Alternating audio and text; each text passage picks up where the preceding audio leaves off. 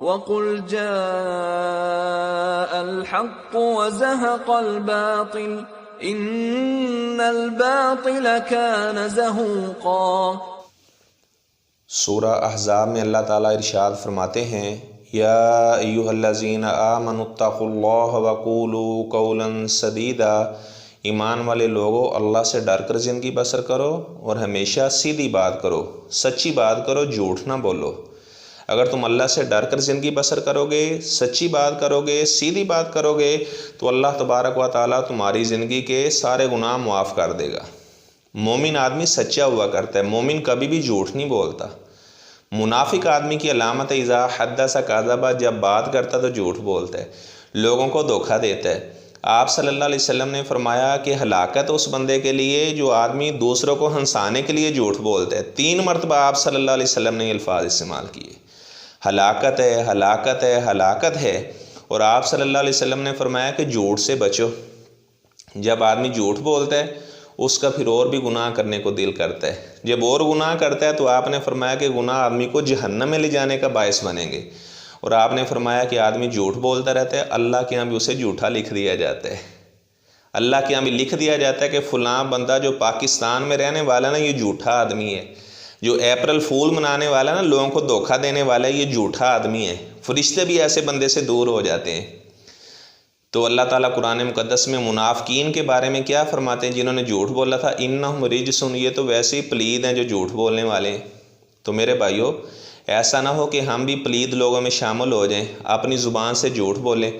جو فرشتہ حسنات کو لکھنے والا ہے وہ بھی دور چلا جاتا ہے جھوٹے آدمی سے، جھوٹ کی ایسی بدبو پیدا ہوتی ہے۔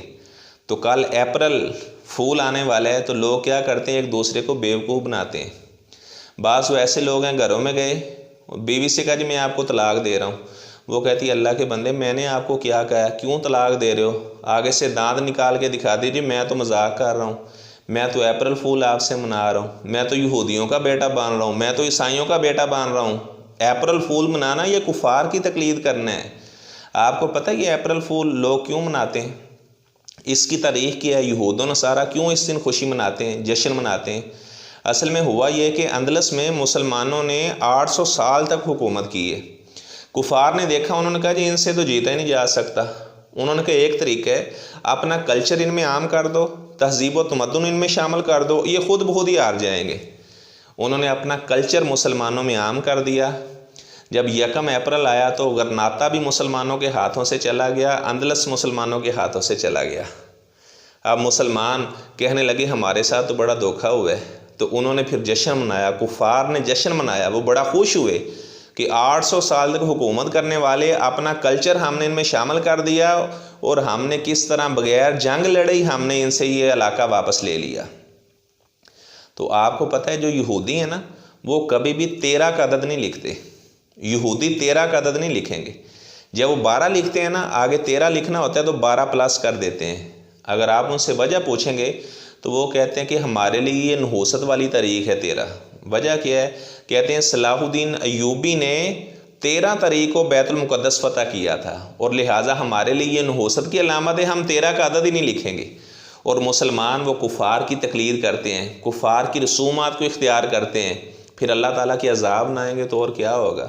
میرے بھائیو، کونوا مع الصادقین، ہمیشہ سچ بولو، سچ بولنے والوں کے ساتھی بن جاؤ، ان کے معاون بن جاؤ، کبھی بھی جھوٹ نہ بولو۔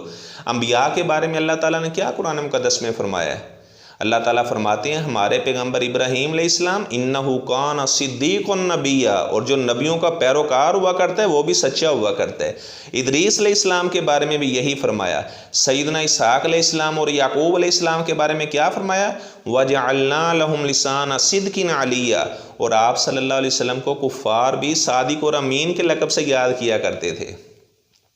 اور آپ صلی اللہ علیہ وسلم کو حضرت خدیجہ نے کیا فرمایا جب پہلی وحی کے بعد آپ آئے حضرت خدیجہ کے پاس کہ اللہ آپ کو ضائع نہیں کرے گا، تصدق الحدیث، آپ تو سچی باتیں کرنے والے ہیں۔ جو بندہ بھی سچا ہوا کرتا ہے اللہ اسے ضائع نہیں کیا کرتا، اور جو آدمی جھوٹا ہوا کرتا ہے دنیا میں بھی اس کی کوئی عزت نہیں ہوتی، وہ ذلت کی زندگی بسر کرتا ہے، اور آخرت میں بھی پھر یہ نہ ہو کہ ہم اپریل فول مناتے رہیں اور قیامت والے دن ہمارا حشر پھر کفار کے ساتھ کیا جائے۔ کیونکہ آپ صلی اللہ علیہ وسلم کا فرمان ہے من تشبہ بقوم فہو منہم، جو جن کی مشابہت کرتا ہے وہ قیامت والے دن انہی کے ساتھ کھڑا ہوگا۔ تو میرے بھائیو، اللہ تعالیٰ سے آپ دعا کریں، اللہ تعالیٰ ہمیں ہمیشہ سچ بولنے کی توفیق عطا فرمائے۔ جس طرح حضرت کعب بن مالک رضی اللہ تعالیٰ عنہ نے فرمایا تھا، ان کا اللہ کی قسم جتنا مجھے سچ بولنے نفع دیا ہے نا، اتنا مجھے کسی چیز نے نفع نہیں دیا، اور میں ہمیشہ ساری زندگی سچ بولوں گا۔